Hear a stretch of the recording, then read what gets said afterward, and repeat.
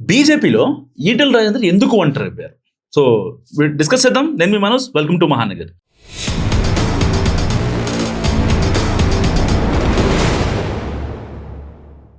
BJP MP Etela Rajender రెచ్చిపోయి మాట్లాడుతున్నారు.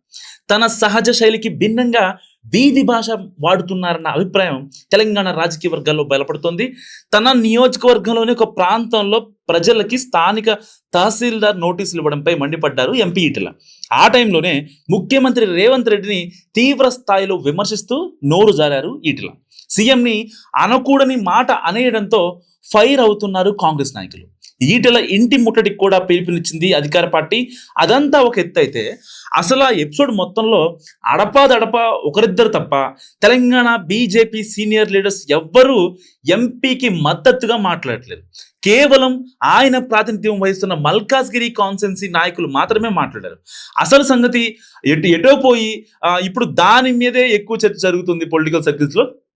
ఈటెల అన్న దాంట్లో తప్పేమీ లేదంటూ పార్టీ ఎమ్మెల్యేలు ఒక ప్రకటనతో సరిపెట్టగా, సహచర ఎంపీలు మాత్రం ఆ పని కూడా చేయలేదు కనీసం. దీంతో తెలంగాణ బీజేపీలో ఈటెల ఒంటరి అయ్యారా అన్న చర్చ మొదలైంది.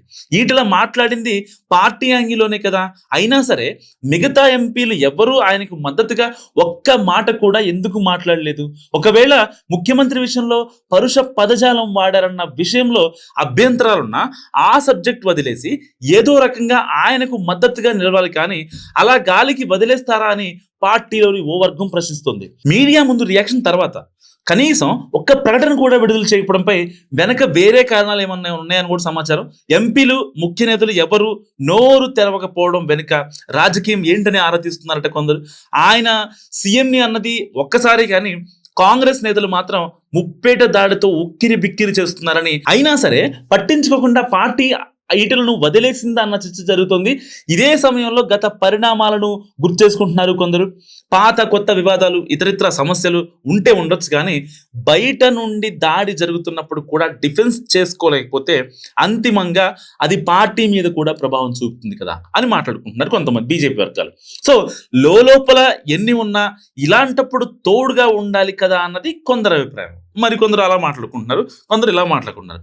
అసలు తెలంగాణ బీజేపీలోని పెద్ద తలకాయలన్నీ ఎవరికి వారే యమునా తీరే అన్నట్టుగా ఉంటున్నాయన్న ప్రచారానికి ఇది మరింత బలం చేకూరుస్తుంది. సో గతంలో కూడా కిషన్ రెడ్డి, బండి సంజయ్ మీద వేరే పార్టీలు తీవ్ర విమర్శలు చేసినప్పుడు పార్టీ ముఖ్య నేతలు పెద్దగా స్పందించలేదని, ఇది కూడా ఆ కేటగిరీలోకే వెళ్ళిందా అని కూడా ప్రశ్నించుకుంటున్నారు పార్టీ లీడర్స్. ప్రస్తుతం ఈటెల పార్టీ రాష్ట్ర అధ్యక్ష పదవి రేసులో ఉన్నారు.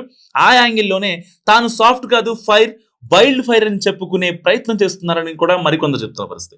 సో అగ్రెసివ్ లీడర్స్ ముద్ర కోసమే ముఖ్యమంత్రిని ఉద్దేశించి ఆ మాటలు అని ఉండవచ్చు అన్నది చాలా మంది అభిప్రాయం. సో మల్కాజ్గిరి ఎంపీని ఎంతమంది సపోర్ట్ చేస్తారో బీజేపీలో చూడాలి. మరి నిజంగా ఒక రకంగా ఆయన ఒంటరయ్యారని చెప్పుకోవాలి. సో ఈటెల రాజేందర్ ఏక్ నిరంజన కాదా బీజేపీలో? మీరేమనుకుంటున్నారో కామెంట్ రూపంలో చెప్పండి.